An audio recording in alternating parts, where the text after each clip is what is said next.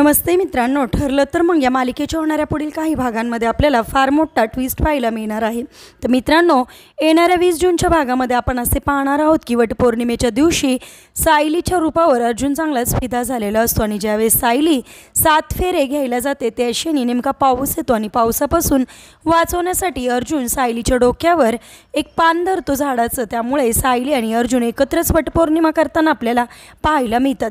त्यावेळेस मनोमन सायली असं म्हणते की 7 जन्म अर्जुन सरच मला नवरा म्हणून मिळू देत। तर इकडे अर्जुनसुद्धा मनामध्ये असं म्हणतो की पुढील 7 जन्म सायलीच मला बायको म्हणून हवी आहे असं म्हणून दोघंसुद्धा एकमेकांच्या प्रेमात पडलेले आपल्याला पाहायला मिळतात।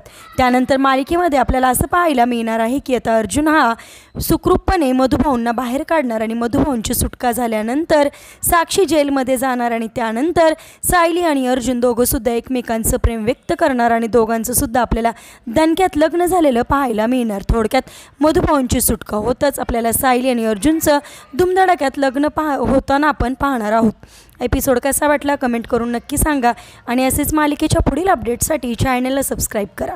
थँक्यू।